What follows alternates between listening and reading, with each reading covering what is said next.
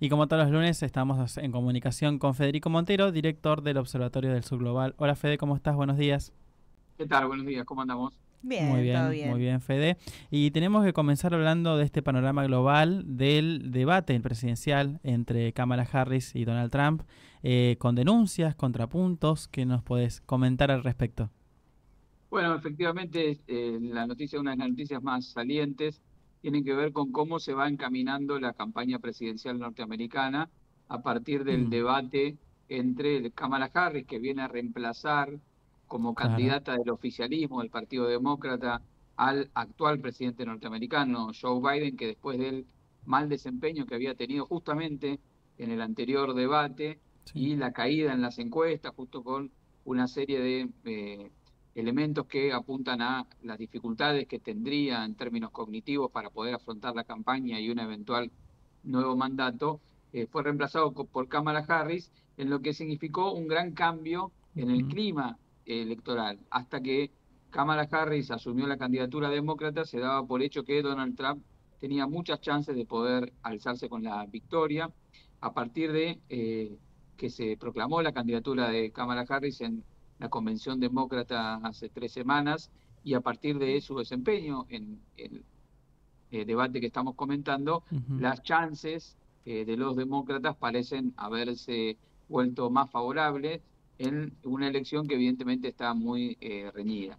Si nos referimos específicamente a lo que pudimos ver en el debate, bueno, como bien ustedes decían, un debate con muchos cruces, con Sí. mucha intensidad política, con una actitud de Donald Trump de hacer mucho énfasis en los temas más duros dentro de su repertorio Sí. eh, identitario, fundamentalmente un eje muy importante contra el tema migratorio, Sí. denunciando que va a deportar a los migrantes ilegales, también con una serie de afirmaciones que en principio suenan un poco disparatadas. Ujú. Algunas de ellas se hicieron virales en las redes sociales, como por Exacto. ejemplo cuando afirmó que los inmigrantes haitianos en la ciudad de Springfield Sí. se comen los gatos y los perros Sí. de los ciudadanos norteamericanos. Bueno, eso recibió como respuesta por parte de Kamala Harris una serie de gestos que Sí. ponían, digamos, en duda la verosimilitud de estas afirmaciones.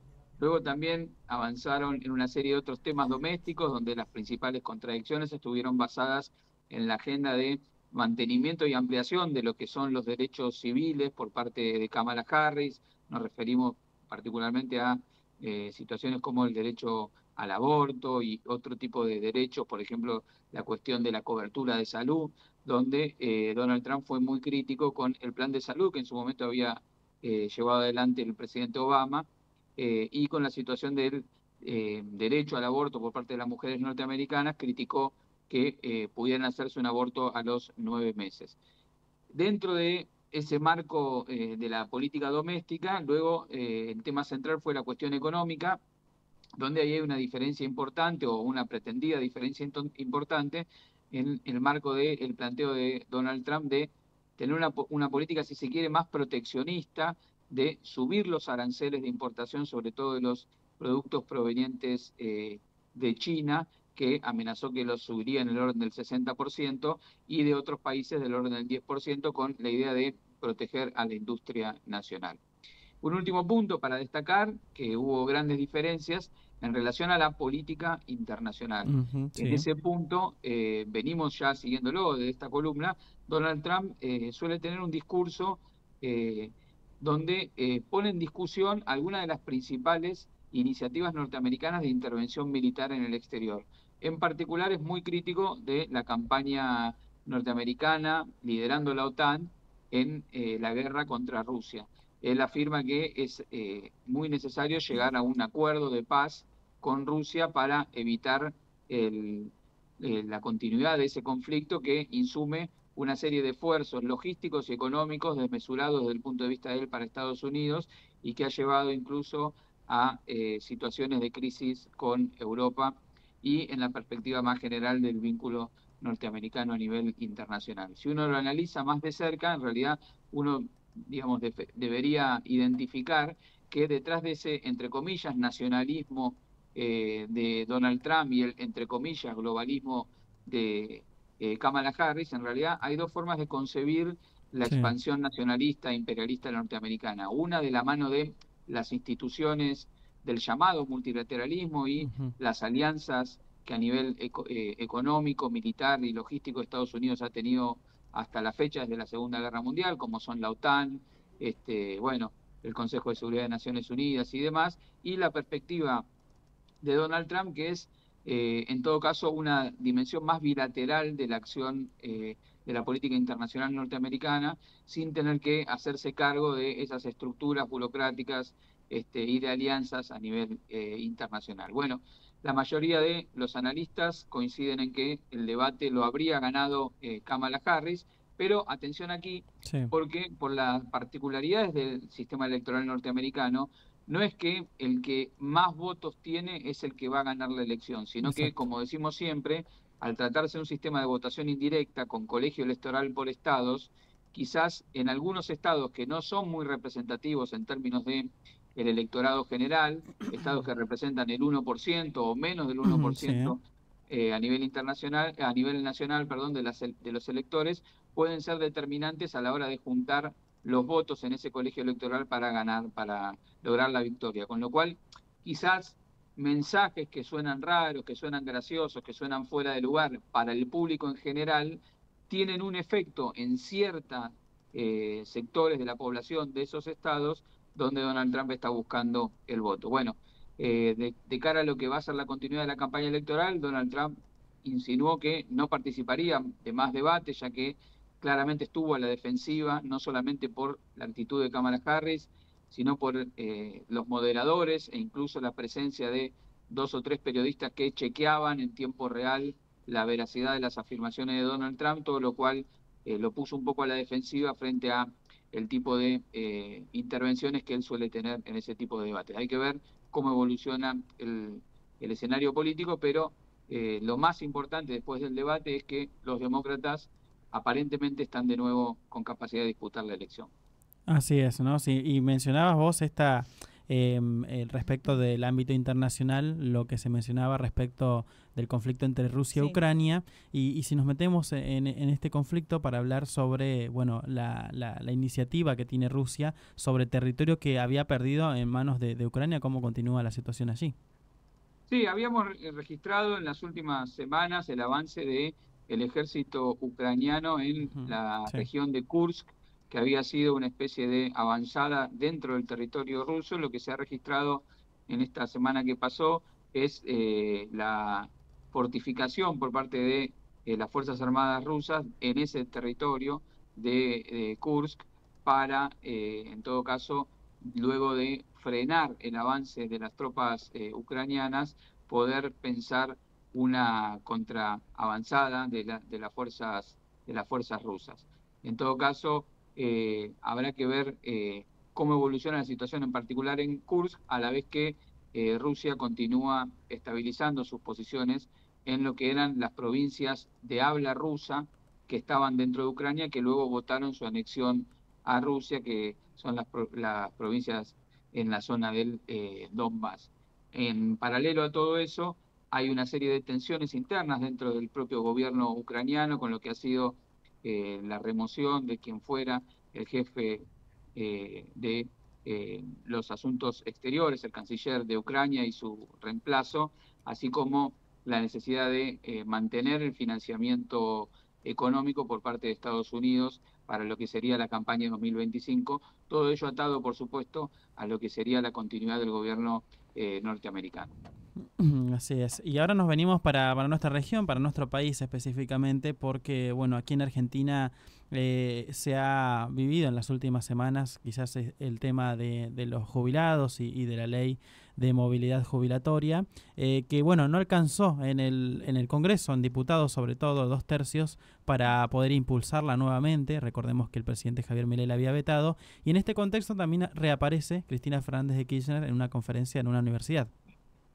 Reaparece Cristina Fernández de Kirchner en la Universidad de Merlo, Universidad del Conurbano, de la mano de su declaración como doctora honoris causa de esa universidad, en un contexto económico y político y social, donde parece que comienza poco a poco a cambiar la situación. Ujú. Se registra una importante caída en la imagen del presidente en términos de la aprobación de su gestión o incluso la credibilidad que tienen los anuncios que lleva adelante. Sin ir más lejos, en el día de ayer, en el anuncio de las pautas de lo que sería en su proyecto de presupuesto para 2025, hubo muy poca concurrencia de los Sí, bloques opositores en el Congreso y así también muy poca audiencia televisiva siguiendo su mensaje. Todo eso en un contexto donde el gobierno está siendo forzado a vetar leyes que implican recomposición salarial, aunque sea parcial, después del brutal ajuste, en este sí. caso, en el caso de los jubilados, donde se votó una ley que permitía restablecer en parte el ingreso de los jubilados, fue vetada por el presidente y si bien no se alcanzó la mayoría necesaria en la Cámara de Diputados para quebrar ese veto, sí fue muy visible toda la negociación que implicó que ciertos diputados que supuestamente son opositores o por lo menos no participan del espacio político de la Libertad Avanza, se reunieron con el presidente y cambiaron la actitud que habían tenido cuando habían votado a favor del proyecto y ahora votaron en contra en una clara actitud de transfugismo político Ujú. que a la Sí, larga o a la corta implica el pago de un costo político para el presidente. Y en el marco de ese contexto de declive del apoyo económico y político y social para el presidente, emerge Cristina Fernández de Kirchner con una dura crítica a los postulados básicos de los planteos económicos de Milei y volviendo a establecer la necesidad de un planteo económico alternativo y llamar la atención sobre todo en lo que es la cuestión de la deuda externa y la cuestión de las restricciones que la falta de dólares en una economía bimonetaria con la Argentina representan para la capacidad de maniobra política de un gobierno, elemento que el presidente Milei no se refiere directamente, pero de alguna manera lo hizo en el día de ayer afirmando que iba a sostener el superávit fiscal de la manera que sea, independientemente de la situación que implicara, pidiéndole incluso a los gobernadores que ajustaran 60.000 millones de dólares más, todo claro. lo cual indica que son fondos que se necesitan justamente para garantizar el pago de la deuda externa, que es lo que Cristina venía señalando como el principal problema de la economía argentina. Así es. Y sí, para cerrar el tema de la región y sobre todo para hablar de una situación que se está dando justamente en estos días, ¿no? En el gobierno de Xiomara Castro, estamos hablando de la presidenta de Honduras. ¿Qué nos podés comentar, ¿no? De este apoyo que recibió en las últimas horas frente a algunas posiciones destituyentes que hubo? Bueno, efectivamente, hace un par de semanas se viene denunciando por parte del gobierno de Honduras el injerencismo y el intento de intervención de las embajadoras, fundamentalmente norteamericana en Honduras, a través de intentar reactivar una serie de investigaciones por las cuales se intentaría vincular al narcotráfico con el gobierno de Xiomara Castro. Recordemos que Estados Unidos sostuvo a Juan Orlando Hernández, un presidente de facto autoritario que fue Exacto. el que asumió el gobierno después del golpe de Estado propiciado por Estados Unidos contra Mel Zelaya, y ese presidente autoritario hoy está preso en Estados Unidos por sus vínculos probados con el narcotráfico. Pero de la mano de el creciente apoyo que Honduras llevó adelante por ejemplo, al gobierno de Nicolás Maduro, mostrando una independencia política en la región frente a lo que Estados Unidos pretendía. Estados Unidos entonces intenta activar una serie de causas para tratar de vincular ahora al gobierno de Xiomara Castro con la situación del narcotráfico. Ante esa situación, que es una situación de enorme gravedad para la Ujú. institucionalidad democrática de Honduras, la presidenta lo que ha llevado adelante es el fortalecimiento, por un lado, de las Fuerzas Armadas en el combate efectivo al narcotráfico y, por otro lado, suspendido el tratado de extradición que permitía que personas investigadas por narcotráfico en Estados Unidos fueran enviadas al territorio norteamericano, lo cual quitaría, digamos, posibilidades de injerencia norteamericana dentro de Honduras. Resta por verse cómo se restituye un poco la situación política interna de Honduras luego de esta crisis. Ha sido muy masivo el apoyo que ha recibido la presidenta en las calles Así es. de Honduras, de cara a lo que va a ser el año que viene, un año presidencial, donde Xiomara Castro en principio no se va a presentar para su reelección, sino que lo haría quien es actualmente justamente su ministra de Defensa, Rixi, aunque todavía resta definir formalmente quién va a ser el candidato o la candidata de continuidad del proyecto político que lideran Xiomara Castro y Mel Zelaya. Fede, la verdad que te agradecemos por estar siempre con nosotros contándonos este panorama global. Recuerden seguir observatoriodelsurglobal.com. Gracias, Fede. Nos vemos la semana que viene.